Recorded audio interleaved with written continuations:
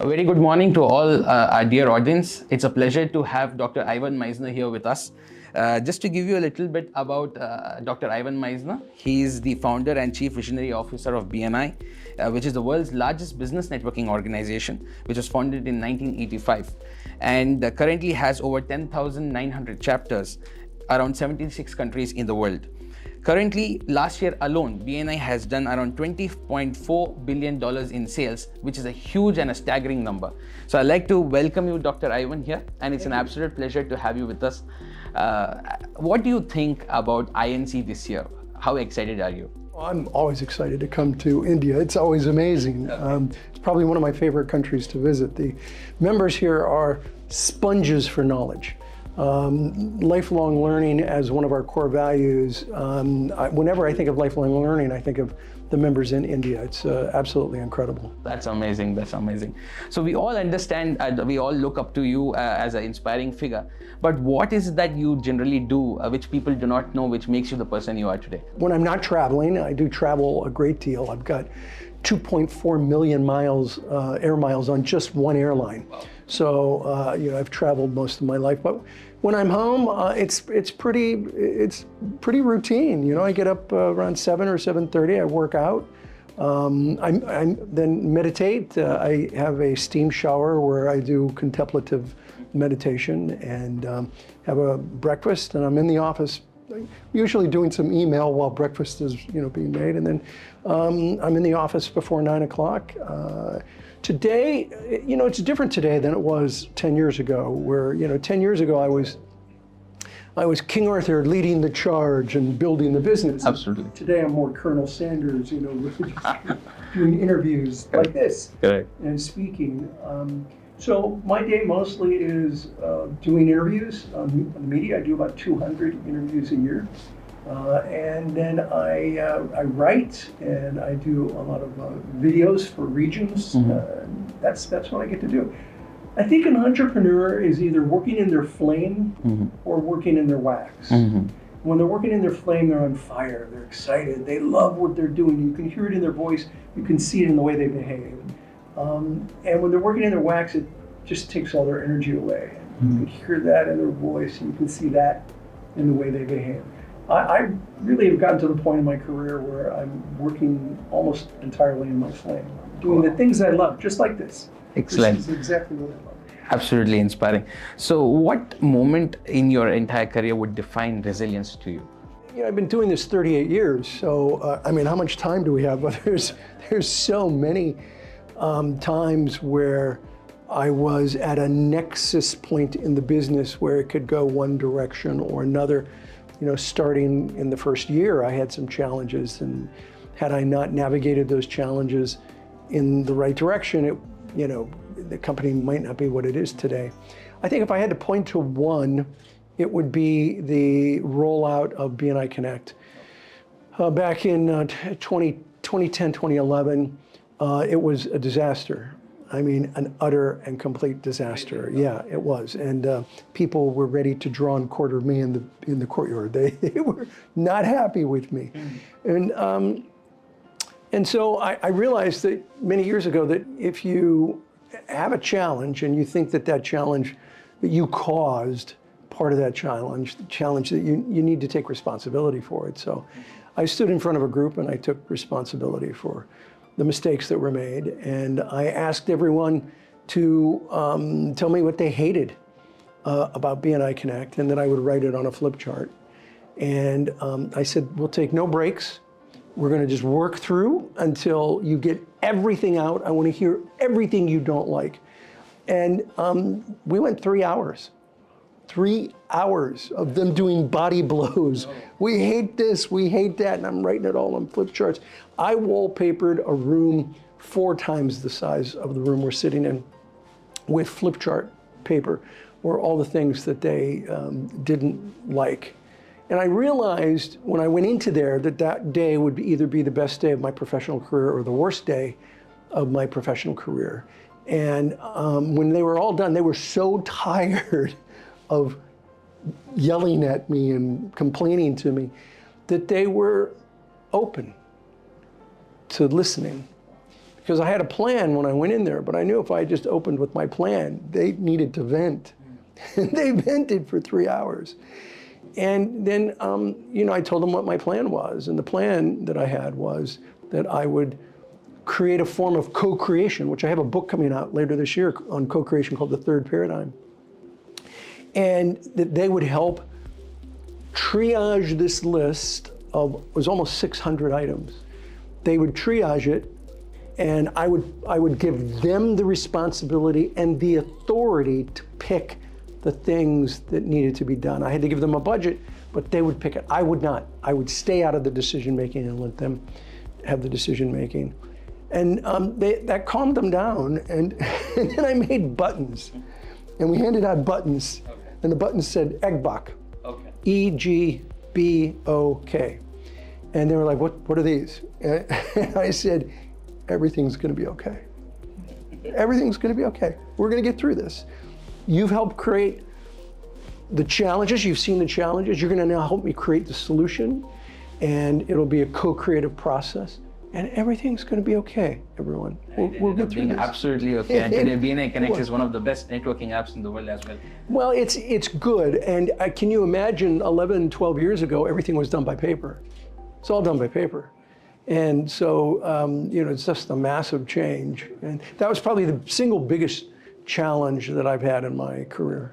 Being around so many people, being so socially active, and having one of the largest networking or the largest networking organization in the world, what is your go-to strategy or go-to moment to think of on your low day? How do you keep yourself motivated when you're having a day which probably is a little low, and what inspires you to keep going? Well, I love what I do. And it goes back to working in your flame. And so I do work in my flame. And so it's easy to stay inspired if you're enjoying what you're doing. I mean, I love meeting BNi members. I love talking to members. I love speaking to a large audience. And I get no bigger audiences than in India. I mean, huge turnouts and international convention. International convention's amazing because you walk into a room and there are thousands and thousands of people, and there are flags from all the countries in the world all around, and translation booths, and you hear accents in different languages. It's like going to a United Nations meeting where all the countries like each other. Absolutely. And that's inspiring to me. And so I so look forward to going to conventions and to coming to places like India where I'm so well received. Could you just let me know a little bit about a moment in your life which would define success to you? Well, I think every year when we see how much business has been generated, you mentioned how much was done in 2022. True, yes. Now, if you take a look at the trailing past 12 months, so from yesterday back 12 months, it's now up to 21.7 billion US dollars worth of business, closed business. Now that's the amount of business that our members have generated, okay? Now if you compare that to the United Nations estimates of GDP, there would be more than 100 countries in the world with a lower GDP than what BNi generated in Thank You for Closed Business. I am humbled by that. The fact that we would be, I think we would be like the 112th largest country in the world based on our closed business, our members, compared to GDP. And so every time I see those numbers, it's just humbling to me. To the youngsters there today and young business entrepreneurs who are specifically tech-centric these days, what would be one networking hack which you'd give them, which probably if you had known a couple of years back, it would have really benefited? Well, I think the foundation of everything I teach is a concept called the VCP process, and you've probably heard me talk about it. It stands for visibility, credibility, profitability, that you first have to be visible in the community. What happens is we don't teach this in colleges and universities anywhere in the world. So people, when they network, they use networking as a face-to-face cold calling opportunity. Hi, my name's Ivan, let's do business. And they go right into trying to make a sale instead of building a relationship. And so you have to understand that the first step is about building visibility. People have to know who you are. And then you move to credibility. Now that's the one that takes time. Going from visibility to credibility takes time. Networking is a marathon, not a sprint. And people try to turn it into a sprint, but if you want it to work, it's a marathon. So you go from visibility to credibility, and from credibility, you can get to profitability. But that whole process definitely takes time, and I think, and I don't think it's just young people. I think, when I was young, when I started BNi, we had the same problem. People used networking as a face-to-face cold calling opportunity instead of turning it into relationships. Do you know the old expression, you have it here in India, it's not what you know, it's who you know? Yeah. I don't think it's what you know or who you know. I think it's how well you know each other that really counts. I have some that's my grandson. I have some amazing contacts in my telephone, amazing contacts. But the question is not just that I know them. The question is, if I called them, They should be able to. would they answer the call? Would they say, oh, that's Ivan, and answer the call? And if I asked them for a favor, Would they do it? would they be willing to do the favor? That's what networking is about. It's all about building relationships. It's not what you know or who you know, it's how well you know them that really makes a difference. As BNi is growing all over the world, what is your ambitious vision or plan for BNi in the next couple of years?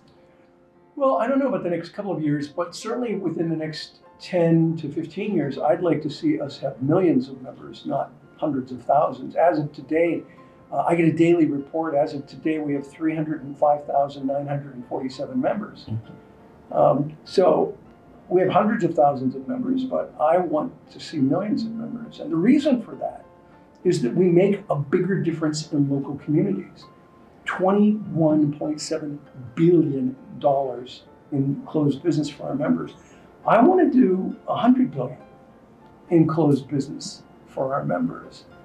And when you start doing, tens of billions of dollars in business, you make a difference in local communities. Absolutely, you do. And my vision for the organization is to make an even bigger difference in communities around the world. One moment in your entire BNi journey which really is close to your heart. Everyone expects, of course, is for me to talk about the amount of business generated, which I've done a great deal of.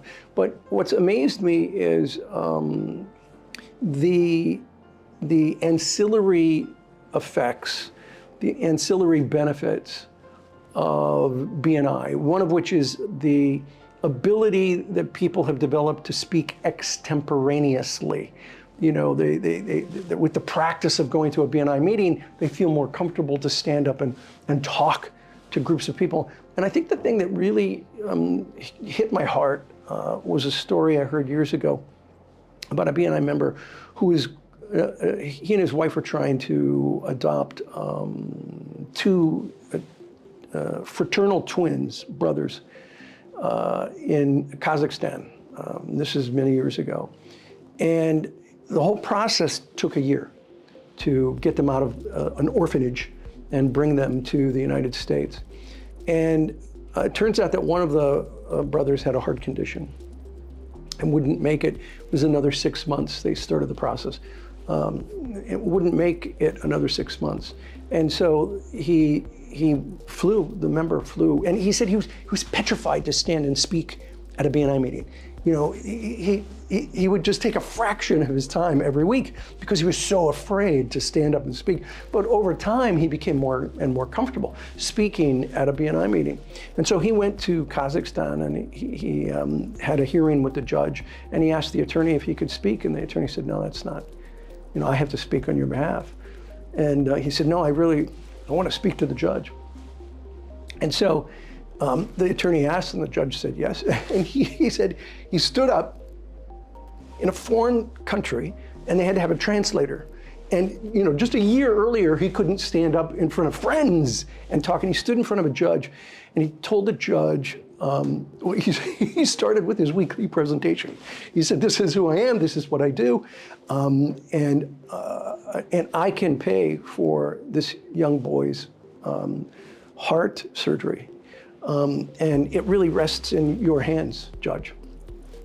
This young boy can live, but he needs to come to the United States now in order to survive. The judge on the spot, with his gavel, said the adoption is approved. And the attorney said, I've been doing this my entire life. I've never, ever seen a judge a proven adoption early like this. And it happened because he was able to stand and talk about who he was, what he did, and how he could take care of this boy. And he said, I could have never done that a year ago because I could barely speak to my BNi chapter. So I think stories like that, they tug on their heartstrings. Lovely. It's such a beautiful story. Before the INC program, what is that one piece of advice or suggestion you would give to the BNi India family? And what is that you hope that they would, add or instill, which will give you more happiness? Yeah. Look, hold on to that fire that you have in your belly here. There are many countries around the world that have become complacent. Mm-hmm. They've reached a level of success in business, not just individuals, but the nation. There's this sort of sense of many entrepreneurs like, we're good. We know what we're doing. We don't need to educate ourselves anymore. We're the best. Mm-hmm. And what I see in India is this hunger for knowledge and learning. My advice is don't lose that, because when you lose that, you too will become complacent. And when you become complacent, you find that your competition is going to take over and bypass you. Right now, what I see is people here in India that are really hungry and they're learning. And I believe that your network, I believe that BNi is a beacon of hope in a sea of fear. It is an amazing way to get support and help and build your businesses. And you're doing that real well here in India. Thank you. Thank you so much, sir. It's a pleasure to have you here. And we really look forward to hearing from you tomorrow, as well as in the press meet also. Thank you. Thank you so much for being here, sir. Yeah.